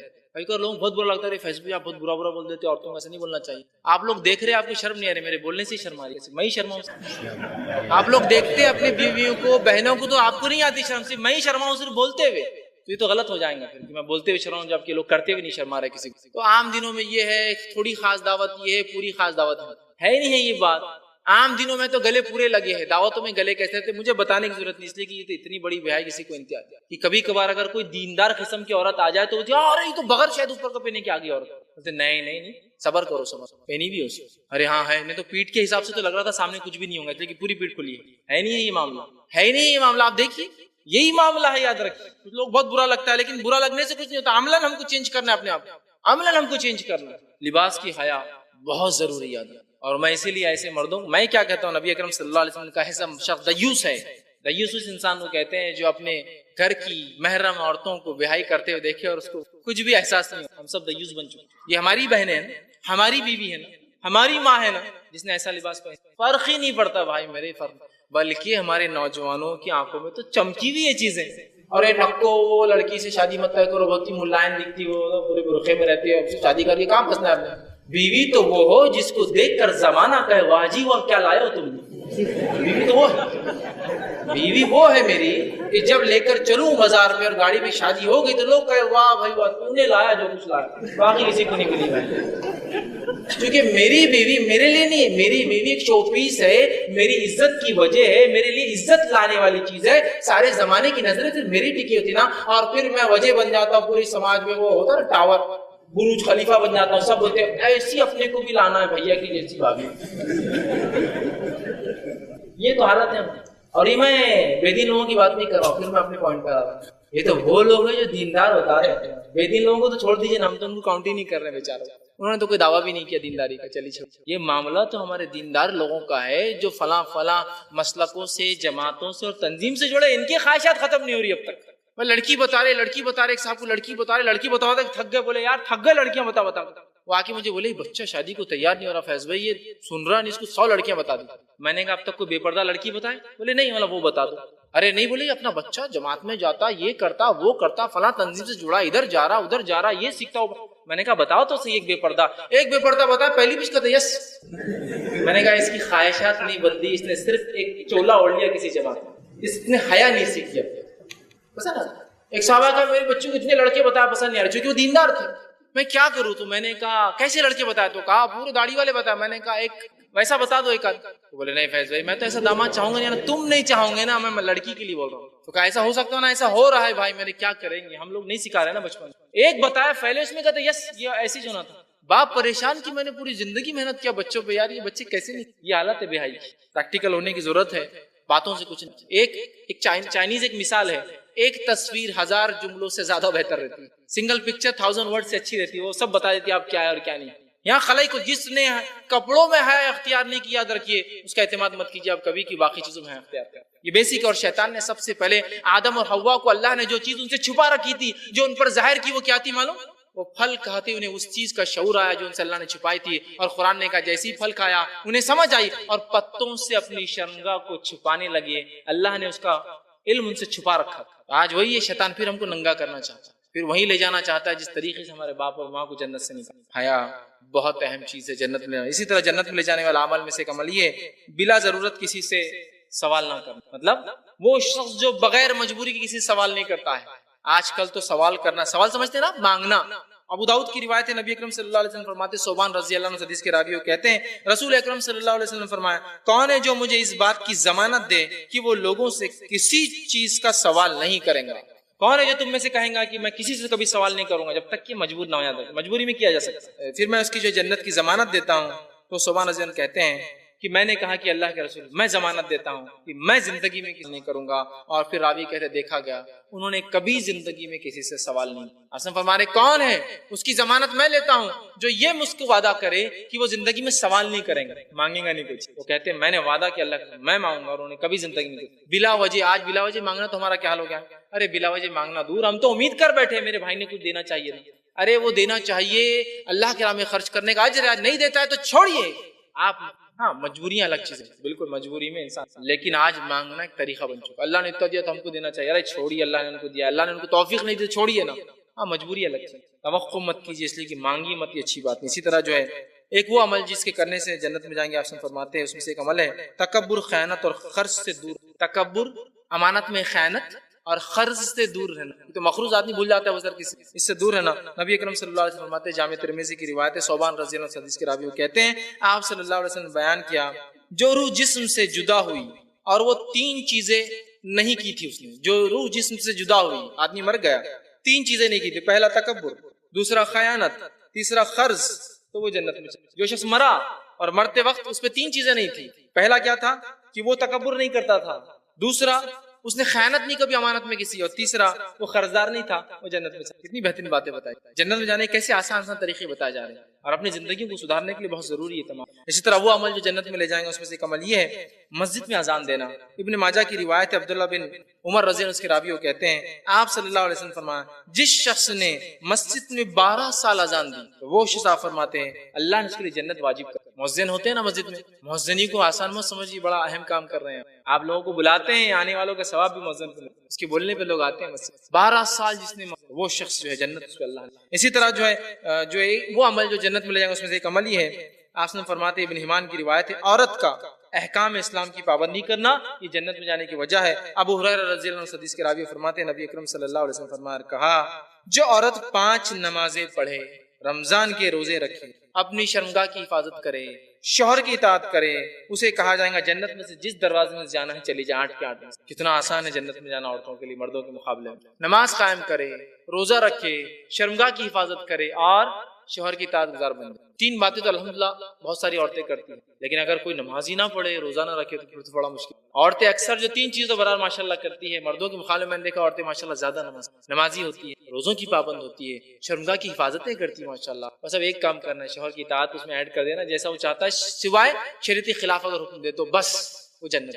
بلکہ اسے حکم ہوگا روزے قیامت جا جس دروازے سے جاتی ہے 8 کے 8. اتنا آسان. اس بات کو ہم لوگ غور کریں. اسی طرح جو ہے ایک اور عمل جو جسے کرنے سے انسان جنت میں جائے گا وہ حج مبرور ہے. حج کا کرنا جو اللہ قبول کرے. بخاری کی روایت ہے ابو ہریرہ رضی اللہ عنہ فرماتے ہیں آپ صلی اللہ علیہ وسلم فرمایا حج مبرور نیکی والا حج کا ثواب سوائے جنت کی اور کچھ. حج مبرور وہ حج جس کو اللہ قبول کر لے. ہمارے حج کا کیا حال ہے ہمیں بتانے کی، وہ اللہ کا ہی معاملہ، اللہ قبول کرتا ہے نہیں کرتا، لیکن جو ظاہر دکھ رہا ہے وہ تو بہت خطرناک ہے. ایک مرتبہ ایک خاتون کو میں نے دیکھا جو ہار پہنی ہوئی بغیر پردے کے ہار پہنی ہوئی، اور راستے سے چل رہے لوگ پیچھے ڈھول بجا رہے تھے. مجھے لگا شاید وارڈ میں الیکشن ڈکلیئر ہوا اور جیت کے آگے بچائی عورت بغیر پردے کے ہار پہن کے چلتی اور پیچھے ڈھول بجاتا. اور کیا سمجھا میں نے جو عام ہوتا ہے.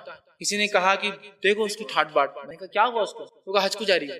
حج کو جا رہی ہے؟ ہاں بولے حج کو جا رہی ہے. میں یہ کہا تو بولے وہ اعلان ہے حج کو جا رہی ہے. پردہ نہیں، اس پہ ڈھول بج رہا ہار وار پہن کے اوپر ٹھاٹ سے اور ڈھول بج رہا ہے. یہ ریا ہے، یہ دکھاوا ہے. سمجھ رہے آپ بات؟ حج کو ہم نے کیا بنا دیا؟ حج کیا تھا؟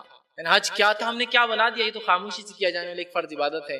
آج ہمارے پاس حج تکبر کی، دکھاوے کی، مالدار ہونے کی علامت ہے. یعنی لوگ آگے کارڈ لے کے آتے، کارڈ شادی کا. کیا لکھوں؟ حاجی لکھوں یا الحاج لکھوں؟ مجھے نہیں پتا اس میں فرق کیا ہے. میں ایک دن پوچھا کیا فرق رہتا؟ بولے حاجی بولے جس نے ایک بار کیا، الحاج بولتے ایک سے زیادہ کیا.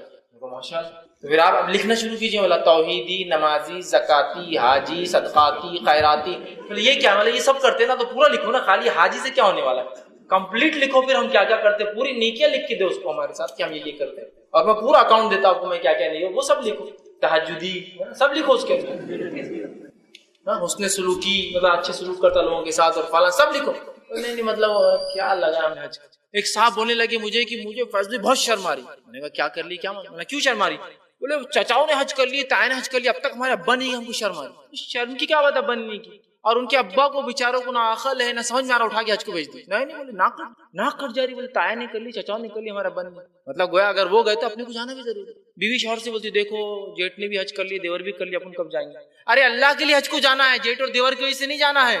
جیٹھانی اور دیورانی حج کی وجہ نہیں ہے، اللہ نہیں. اپن نے سب کی دعوتیں کھا لی، اپنے کو حج ضروری ہو گیا نا. ارے حج پیسے ہونے پر فرض ہوتا ہے، دعوت کھانے پر نہیں ہوتا ہے. اگر پیسے تو جا کے آؤ، نہیں وہ دعوتیں کھا لی تو حج ضرور. حالت یہ حج مبرور اخلاص کے ساتھ کیا گیا جو اللہ قبول کر ایکسپٹ کر لیتا ہے بس وہ تو جنتی ہے. اسی طرح جو ہے وہ عمل جو جنت میں اس میں سے ایک عمل ہے اللہ سے ڈر کر رونا اور اس کی راہ میں پہرا دینا. حفاظت مسلم دستوں کا، مسلم فوج کا، مسلم ممالک کا، مسلم شہروں کی حفاظت. آپ صلی اللہ علیہ وسلم جامع ترمذی کی روایت ہے عبداللہ ابن عباس رضی اللہ عنہ اس کے راوی کہتے ہیں رسول اکرم صلی اللہ علیہ وسلم بیان کیا اور فرمایا 2 آنکھیں جہنم کی آنکھ کبھی نہیں چھوئیں گی. 2 آنکھوں 2 آئیز ایسی ہوں گی جن کو جہنم کی آنکھ آنکھوں کو نہیں چھوئیں گی، ظاہر سے جسم کو بھی نہیں. 2 آنکھیں ایسی جہنم کی آنکھ انہیں نہیں چھوئیں گی. ایک وہ آنکھ جو اللہ کے ڈر سے رو پڑی ہو، وہ آنکھ جو اللہ کے ڈر سے رو پڑی ہو، اور دوسرا فرمایا وہ آنکھ جو اللہ کے نام میں جس نے پہرا دیتے ہوئے رات گزاری، 2 آنکھیں جہنم میں، ایک جو اللہ کے نام پہرا دیتے ہوئے گئی ہوں حفاظت کے اندر مسلمانوں کی، یہ آنکھ کبھی نہیں کریں گے۔ اور ایک مرتبہ عمر ابن خطاب اور عبد الرحمن بن عوف رضی اللہ عنہ،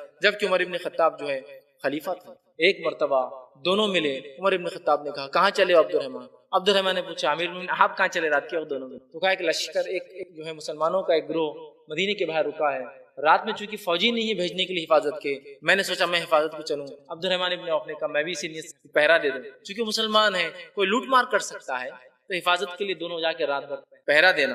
اور دوسرا جو اللہ کے لیے روئی ہے، اور یہ رونا جب بھی تذکرہ آتا ہے یہ اکیلے میں رونا ہے، تو لوگوں کے سامنے تو بہت رونا آتا، لوگوں بہت رونا آتا۔ کچھ لوگ تو نماز میں ایسا روتے ہیں کہ ان کو ایسا لگتا ہے پٹی باندھ دینا منہ پہ، تہجد میں کبھی آتے ہیں نا کنٹینیو رو رہے ہیں، کچھ سمجھ میں آ رہا نہیں آ رہا، صرف رو رہے ہیں۔ اکیلے میں تو کبھی نہیں رویا یار، تم نماز میں چلا رہے ہو تم نہیں بولے وہ میرے کو یہ ایک بار سنے آگا فلسطین کے لفظ، ایک بار سنے آگا، یہ تو بہت میرے کو رونا آیا، اکیلے میں رونا ہے۔ علی بن ابی طالب رضی اللہ عنہ مرتبہ نماز پڑھ رہے تھے مسجد میں، ایک شخص نماز میں رو رہا تھا، آپ نے بعد میں نماز کے بعد کہا تیرے لیے زیادہ بہتر ہوتا ہے کہ تو گھر جا کے روتا۔ سمجھ رہے ہیں بات؟ میں یہ نہیں کہہ رہا ہوں کہ ان کے اندر اخلاص نہیں جو روتے، میں یہ کہنا چاہ رہا ہوں یہ رونے کی تذکرہ جو حدیث میں آتا ہے کہ اکیلے میں اللہ کے لیے آنسو بہانے کے، ہاں انسان کبھی کبھار رو دیتا ہے، اس کو رونا آتا ہے، یہ فطری چیز ہے، وہ ایک الگ چیز، لیکن ہمارے پاس ایسا ہوتا ہے کہ ایک مرتبہ جو ہے میں نماز رات کی نماز کے لوگ جاتے تھے، ہم بھی جایا کرتے تھے، نماز کے لیے گیا تو نماز ہوئی تو بازو بیٹھا ہے بچہ، میں اوپر سے دیکھ رہا ہوں، میں پریشانی کیا دیکھ رہا ہوں، مجھے لگا شاید فیض بھائی ہے کہ پوچھنا چاہ رہا ہے کیا، میں اس کو دیکھا رہا ہوں۔ دوسرے دن پھر ایک دوسرا آیا وہ بھی دیکھ رہا ہوں، پریشان آج کیا ہوگا۔ تیسرے دن سب مل کے بولے بھائی کیا بات ہے، بولے تمہارا نماز پڑھنے کیوں تم روتے نہیں بولے نماز میں، انہوں رو رہے میں رو رہا، بولے تم روتے نماز میں۔ میں نے کہا بھیا ایسی نماز سے اچھا گھر پہ چل رہا ہے کہ لوگ دیکھ رہے ایک دوسرے کون روتا ہے مطلب یار سچی نماز، اور روز میں کو چیک کر رہا تھا، میں رو رہا تھا، میں کہا یار اب کیا بولیں، ایک تو اللہ ہم پہ رحم کرے، ہم عربی نہیں جانتے، کیا کریں عربی نہیں جانتے، تو اگر کچھ پڑھ بھی رہا ہے خالی سمجھ میں تھوڑا تو قرآن ترجمے سے پڑھا ہے تو کبھی کچھ باتیں سمجھ میں آتی، تو پورا قرآن تو جنت اور جہنم کے تذکرے نہیں کرتا جو رونا ہے، پورا قرآن جنت جہنم کے تذکرے نہیں کرتا نا کہ اللہ سے روئے کہ اللہ جنت دیتے اور جہنم سے بچائے، کبھی کبھار آتے ہیں سمجھ، جس کچھ عربی آتی ہے بہرحال وہ سمجھتے ہیں اس چیز، ٹھیک ہے۔ تو بہرحال میں یہ نہیں کہہ رہا ہوں کہ وہ اخلاص نہیں رکھتے ہیں، میں یہ کہنا چاہ رہا ہوں یہ جو رونے کے تذکرے یہ اکیلے میں آنسو اللہ کے ڈر سے، اس کی جہنم کی آنکھ سے، اس کی مغفرت کی، یہ معنی ہے۔ اسی طرح وہ عمل جو جنت میں لے جائیں اس میں سے ایک عمل ہے رضا الہی کی خاطر دینی بھائی کی زیارت کرنا، ملاقات کرنا، دینی سے مراد مسلمان بھائی کی زیارت کرنا، اس سے ملنے جانا۔ آپ صلی اللہ علیہ وسلم فرماتے ہیں، جامع ترمذی کی روایت ابو ہریرہ رضی اللہ عنہ حدیث کے راوی کہتے ہیں رسول اللہ صلی اللہ علیہ وسلم فرمایا جس شخص نے کسی مریض کی عیادت یا رضائے الہی کی خاطر، اللہ کی رضا کی خاطر اپنے دینی بھائی کی زیارت کی تو اس کے لیے منادی اعلان کرتا ہے، فرشتہ اعلان کرتا ہے کہ تو خوش ہو جا، تیرے ان نیک کاموں کی وجہ سے جو چلا اپنے بیمار بھائی سے ملنے یا دوسرے بھائی مومن بھائی سے ملنے، اتنا عمدہ ہے تیرا ٹھکانہ اللہ نے جنت بنا۔ ایک منادی دی جاتی تو خوش ہو جا، جو تو نکلا تو چلا اپنے بھائی سے ملنے کے لیے، تیرا ٹھکانہ اللہ نے جنت بنا، اور اس پر جو آپ فرماتے ہیں جنت۔ اسی طرح وہ عمل جس کے کرنے سے انسان کو جنت ملتی وہ ہے وضو کے بعد نفل، اچھے سے وضو کرنا، نفل نماز پڑھنا۔ صحیح مسلم کی روایت ہے عقبہ بن عامر رضی اللہ عنہ فرماتے ہیں آپ صلی اللہ علیہ وسلم فرمایا اور کہا کہ جو مسلمان بھی وضو کرتا ہے، اچھا وضو کرتا ہے، پھر کھڑا ہو کر 2 رکعت نماز ادا کرتا ہے جس میں وہ اپنے دل اور چہرے مطلب پورے خوشی اور خضوع کے ساتھ میں شامل ہوتا ہے تو اس کے لیے جنت واجب، صرف 2 رکعت کافی ہے نجات۔ سمجھ رہے ہیں آپ بات، کتنی اہم بات بتائیں۔ اسی طرح جو ہے وہ اعمال جو جنت سے جو جنت میں لے جاتے ہیں ہم کو واجب کرتے ہیں، ان میں سے ایک عمل ہے نبی اکرم صلی اللہ علیہ وسلم پہ درود، بڑا اہم عمل ہے آپ پر درود بھیجنا۔ ابن ماجہ کی روایت عبداللہ ابن عباس رضی اللہ عنہ فرماتے ہیں اور بیان کرتے ہیں کہ رسول اللہ صلی اللہ علیہ وسلم جو شخص مجھ پر درود بھیجنا بھول گیا یعنی چھوڑ دیا، اس نے جنت کا راستہ بھی کھو دیا۔ درود بھیجنا چاہیے آپ صلی اللہ علیہ وسلم پہ، اور سب سے افضل درود کون سا ہے؟ درود ابراہیم، جو آپ نماز میں پڑھتے ہیں التحیات کے بعد۔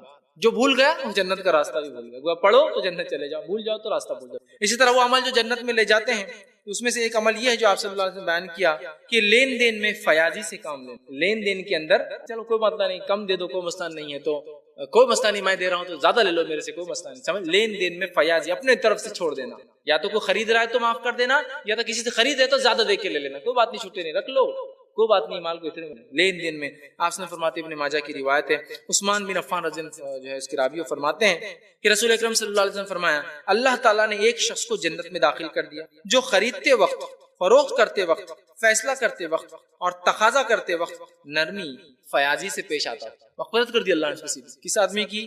4 باتیں تھی اس کے اندر۔ پہلا، فروخت کرتا تو فیاضی اختیار کرتا، مطلب بیچ رہا ہے، کوئی کہہ رہا ہے پیسے کم ہیں، کوئی بات نہیں، لے جاؤ، فیاضی۔